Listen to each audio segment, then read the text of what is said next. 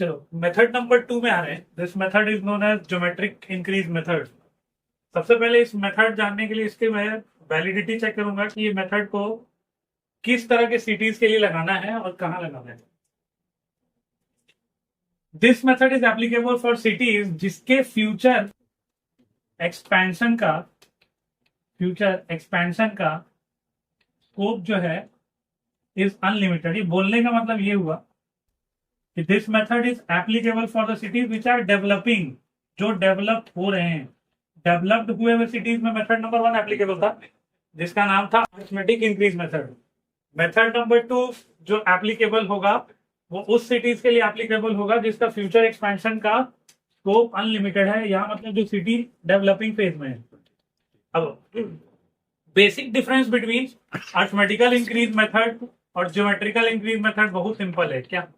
Arithmetical increase method में आप constant increment लेके चल रहे थे, we are considering constant increment. Geometrical increase method में जो इंक्रीमेंट है उसके ऊपर आपको कंपाउंडिंग करनी है। You have to do compounding over. Compound मतलब क्या हुआ? जो इंक्रीज है उसके ऊपर परसेंटेज इंक्रीज करनी है। इस मेथड से पॉपुलेशन निकालने के लिए सिंपल सा फॉर्मूला इंडियन स्टैंडर्ड ने दिया है। Formula is very simple. Pn is equals to P naught into 1 plus R upon 100 raised to the power n। अब थोड़ी देर पहले आपने Pn, P naught और n के बारे में जानकारी ले चुके हो। R is what? This R is the average percentage increase in population। ध्यान देंगे मैं वर्ड लिख रहा हूं एवरेज परसेंटेज इंक्रीज, बट इसको कैलकुलेट करने का सिस्टम अलग है। इस तरीके से एज जो हमारा गवर्नमेंट ऑफ इंडिया मैनुअल है, जीओआई मैनुअल जो है, गवर्नमेंट ऑफ इंडिया मैनुअल है, उसने सिंपल सा फॉर्मूला दिया है आर। बोलना मेरे को average percentage increase in population ही है, बट कैलकुलेट करने का तरीका सिंपल है। R is n raise to the power R1 into R2 into R3 जहां तक जाइए अप टू Rn। अब इस फॉर्मूले का एप्लीकेशन आपको बिल्कुल अभी क्लियर होगा अगर आप इस न्यूमेरिकल को देखेंगे तो। Let us move to the numerical. चलिए ये क्वेश्चन देखिए। Determine the future population of a satellite town by the geometric increase method for the year 2011। ये डेटा मेरे को सेंसस डेटा गिवन है, तो सेंसस डेटा देख के मेरे दिमाग में दो चीजें समझ में आनी चाहिए। लास्ट वैल्यू है 161, वैल्यू थाउजेंड्स में रखा हुआ है, मतलब दिस पी नॉट इज 161,000, मतलब दिस इज एक्चुअली 1,61,000। नाउ जिस साल का पूछ रहा है, किस साल का पूछ रहा है? 2011 का, उसको हम डिनोट करते हैं पीएन से। तो PN is will be equal to population for the year 2011। This is population for the year 1981। अब 2011 से 1981 के बीच में कितने नंबर, कितने साल आ रहे हैं? 30 साल आ रहे हैं। तो 30 साल को डिकेड में कन्वर्ट करना है। तो नंबर ऑफ डिकेड मतलब 30 ईयर्स अवेलेबल था, 10 से डिवाइड कर दीजिए तो वैल्यू आएगा 3 डिकेड्स। ये तीन चीजें क्लियर होनी चाहिए। चूंकि यहाँ पे मेंशन्ड है ज्योमेट्रिक इंक्रीज मेथड, तो यहाँ पे वैल्यू मेरे को कैलकुलेट करना पड़ेगी एवरेज परसेंटेज इंक्रीज, जो कि अभी थोड़ी देर पहले मैंने आपको बताया इस तरीके से निकलता है। R1 into R2 into R3 dot dot dot up to Rn। करना कुछ नहीं है, इट इज वेरी सिंपल। मैं क्या करूंगा, यहाँ पे एक टेबल इंक्रीज करूंगा। I will increase this table. करूंगा क्या, यहाँ पे वैल्यू रख रहा हूं। पहले मैं लिखूंगा यहाँ पे इंक्रीज।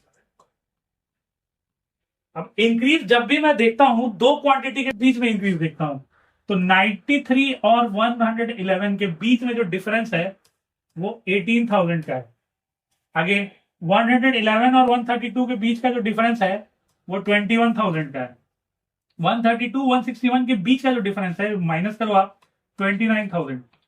और तो कोई वैल्यू नहीं है मेरे पास, तो यही तीन वैल्यूज है मेरे पास, 18, 21 और 29। अब एक टेबल और बढ़ाऊंगा मैं, I will calculate percentage increase. अच्छा, एक कॉन्सेप्ट यहां पे है कि परसेंटेज इंक्रीज जब भी मैं निकालूंगा वो हमेशा इनिशियल वैल्यू पे निकालूंगा। मतलब अगर मैं परसेंटेज इंक्रीज 18,000 के लिए निकालूं तो this will be 18 upon initial value was 93, 18 upon 93 into 100। इसी वैल्यू को मैं डिनोट करूंगा R1 से, तो R1 की वैल्यू होगी 18 अपॉन 93 इंटू 100, अगर आप इसको परसेंटेज में कैलकुलेट करोगे तो R1 की वैल्यू आपको 19.35 दिखेगी। This is 19.35%। सिमिलरली अगर आप R2 की वैल्यू निकाल रहे हो, 21,000 इंक्रीज हुआ है, किसमें इंक्रीज हुआ है? 111 में। तो जिसमें इंक्रीज हुआ है उसमें निकालेंगे। तो 21 अपॉन 111 इंटू 100, दिस वैल्यू अगर आप कैलकुलेट करते हो, this comes out to be 18.92%। This is 18.92%। Similarly R3 की जो वैल्यू आएगी, 29,000 इंक्रीज हुआ है किसमें? 132 में। तो 29 upon 132 into 100, if you are calculating you are getting the value as 21.97%। अब तीन वैल्यू नोन है तो मैं R की वैल्यू डायरेक्टली लिख सकता हूं। N जो लिखा हुआ था, N मतलब कितना परसेंटेज रेट पता था मेरे को, तो 3। तो 3 इंटू R1 R2 R3। ध्यान देंगे जो R1 R2 R3 है, जो वैल्यू मेरा परसेंटेज में आया है, सेम वैल्यू मेरे को यहाँ पुट करना है। तो it will be cube root of कितने कितने वैल्यूज है, 19.35 into 18.92 into 21.97।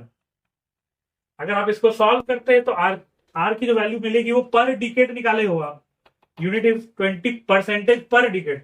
You will get this as 20.03% per decade. अब सिंपल फॉर्मूला पुटिंग है, मेरे को निकालना है 2011 का।